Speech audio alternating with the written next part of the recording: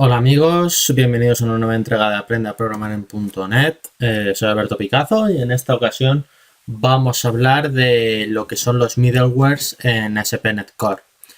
La verdad es que es una herramienta bastante útil y vamos a explicar lo que es, para qué sirve y en otra entrega, en la siguiente entrega, veremos esos ejemplos en código, ¿vale? Vamos a separarlo en dos partes, en la parte teórica para que os centréis y sepáis lo que es, y mañana iremos repasando en código los ejemplos que vamos a comentar hoy teóricamente. Pues bien, ¿qué es un middleware? Pues el middleware es un software que se ensambla a una canalización de una aplicación para controlar las solicitudes y respuestas. Esto lo he sacado de la documentación de Microsoft, ¿vale?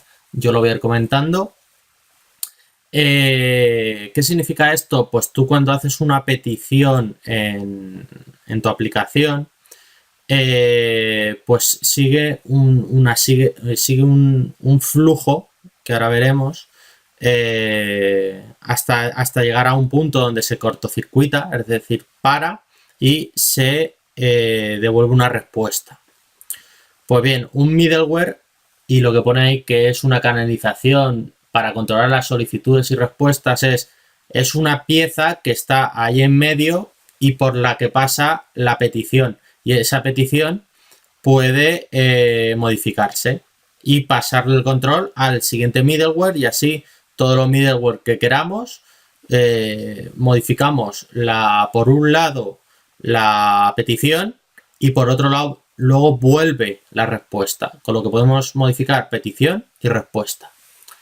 Cada componente puede hacer lo siguiente: elegir si se pasa la solicitud al siguiente componente o realizar trabajos antes y después de invocar al siguiente componente de la canalización. Vamos, lo que os he comentado.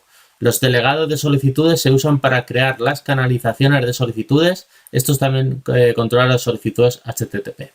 Hay unos delegados que ahora veremos, que son run, use y map, que controlan esa canalización. Ahora lo veremos. Los delegados, que era lo que comentaba, los delegados de solicitudes se configuran con los métodos de extensión run, map y use. Un delegado de solicitudes se puede especificar en línea como método anónimo, denominado middleware en línea, o se puede definir en una clase reutilizable. Estas clases reutilizables y métodos anónimos en línea son middleware o componente de middleware. Cada componente de middleware de la canalización de solicitudes es responsable de invocar al siguiente componente de la canalización o de cortocircuitar la cadena en caso de ser necesario. Es decir, es lo que comento. Tú haces tu middleware y lo que puedes hacer es pasar el control al siguiente middleware, que tú no sabes cuál es. A ti te llega por parámetro cuál va a ser el siguiente middleware, y tú lo que haces es, cuando acabas de hacer lo que quieras, pasar el control al siguiente middleware o hacer un return directamente, y ahí cortocircuitas. ¿Vale? Por eso, en los ejemplos que hemos puesto, cuando le decimos que el use MVC se ponga al final. ¿Por qué? Porque el use MVC lo que hace es un cortocircuito de la petición y ya devuelve una respuesta, ¿vale?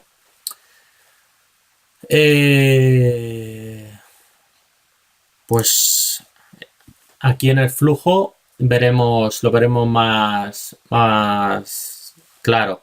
Tú haces una request a una API, por ejemplo. Lo que hace, vemos que tenemos 3 middleware, y vemos que la request llamas al middle por orden de cómo estén puestas en la configuración. Llega al primer middleware, hace la lógica que queramos, le pasamos el control al middleware 2, que hace con la petición la lógica que quiera, le pasamos el control con next al middleware 3, que termina de hacer lo que sea, pues mete un log o modifica la cabecera, lo que sea, y ese ya cortocircuita y devuelve entonces al cortocircuitar pasaríamos de vuelta al middleware 2, que si queremos podemos también modificar la respuesta, pasaría al middleware 1, que modificaríamos si queremos la respuesta, y directamente se devuelve al cliente que ha pedido. ¿Vale? Esto sería la explicación de lo que he dicho de los flujos, que cada delegado puede realizar operaciones antes y después del siguiente. También puede decidir no pasar una solicitud al siguiente delegado, con lo que cortocircuitaríamos la canalización. Los delegados que controlan excepciones deben llamarse al principio de la canalización para que puedan capturar las excepciones que producen las fases siguientes a la canalización. ¿Vale? Si hacemos un control de excepciones, que sea lo primero, el middleware que hay que usarse. ¿Vale? Ahora hemos hablado de las extensiones de los delegados, pues app run finaliza la canalización, como podemos ver ahí el ejemplo. Hace con la petición que llega, hace un gruet async de hello world y ahí se acaba. ¿Vale? Luego está el delegado use, que puede encadenar varios delegados de solicitudes de esta forma, y lo que tiene es un parámetro next que pasa el control de la petición al siguiente middleware. Como podéis ver, hace un app use y haríamos la tarea que quisiéramos, y entonces llamamos al next invoke, y eso lo que haría, ¿vale? En el next invoke, esto lo que haría sería pasar el control al siguiente middleware. Todo lo que vaya debajo de aquí de await es el código que se ejecutará cuando venga de respuesta, ¿vale? Con lo que lo que tengamos antes del await next invoke, por ejemplo, llega la petición, modificamos la cabecera o trazamos el log en app inside, lo que queramos, ¿vale? Modificamos la petición y pasamos el control al siguiente middleware. Así sucesivamente todo el middleware que tengamos. Y luego cuando ya un middleware cortocircuite y pase la respuesta también de vuelta por todos los middleware, lo que se ejecutará será la parte esta del código, ¿vale? Lo que viene detrás de la await, ¿vale? Luego lo veremos más claramente en el siguiente capítulo con código, y pondremos un punto de interrupción y lo que haga falta para que lo veáis. Y luego está el map, ¿vale? Las extensiones map se usan como convenciones para creación de ramas en canalización. Map crea una rama de canalización de solicitudes según las coincidencias de la ruta de solicitud proporcionada. Si la ruta de solicitud comienza con la ruta proporcionada, bueno, no es que lo explique muy bien, pero resumiendo, si yo cuando hago una petición a mi API, por ejemplo, empieza, ¿vale?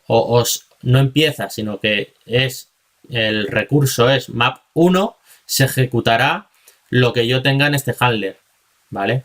Si la función que yo llamo es map 2, se ejecutará lo que yo tenga en este handler. Que, por ejemplo, este handler, el handler 1 test, puede tener un middleware dentro, ¿vale? Si mi ruta de recurso de acceso es map 1, pues va a hacer un use trace log, ¿vale? Cosa que no hará si entra por map 2, ¿vale? Y también se puede hacer de no que coincida plenamente el recurso, sino que podamos configurarlo con mapquen, que mapquen hará, por ejemplo, le ponemos un predicado, y si cumple ese predicado, entonces se ejecuta. En el ejemplo es que el request query, ¿vale?, contenga la palabra branch. Si contiene la palabra branch, se ejecutará este handler, o sea, una función que hará un una lógica pues la que nosotros queramos, ¿vale? Entonces ya tenemos el map cuando coincide la ruta y el map when cuando queremos que se aplique un predicado a la petición. No tiene que ser exactamente la entrada del recurso. Por ejemplo, si en la cabecera me han pasado un tipo de cabecera determinado, pues también puedo comprobarlo. Y si el tipo de cabecera es ese, tal, también puede ser el método que me han pasado. Puedo hacer que si cuando sean gets haga una cosa, pero si el método es un post, haga otra cosa, el método es un put, haga otra cosa, ¿entendéis? O sea, no tiene que ser con la escritura de la entrada del recurso que ha llamado a mi API. Puede ser con cualquier elemento de la petición. ¿Vale? Luego las consideraciones que tenemos que tener cuando usamos use, invocamos a next, es no llamar a next invoke después de haber enviado una respuesta al cliente. Se producirá una excepción si se modifica http-response después de haber iniciado la respuesta. Pues bueno, tener en cuenta eso, ¿vale? Luego la ordenación. Es muy importante, ¿vale? Porque los middleware se van llamando por orden. Lo veremos en el ejemplo en código. Si tú usas un middleware, le pasas el control a otro middleware, le pasas un control a otro... Eso depende del orden que los hayamos puesto en nuestro startup, ¿vale? En la configuración. Entonces, se suelen colocar de un orden específico, ¿vale? Por motivos de seguridad, rendimiento y funcionalidad, ¿vale? Pues también tenerlo en cuenta. Y luego, consideraciones también en la escritura del middleware, ¿vale? El middleware normalmente está encapsulado en una clase y se expone con el método de extensión. Es decir, tú puedes configurar tu middleware ahí en la clase de configure en el startup, pero lo suyo es crearte una clase de extensión por convención y entonces tú hacer, por ejemplo, service.use tu middleware o app.use tu middleware. Ya vimos un ejemplo en su día con el traceo de un body de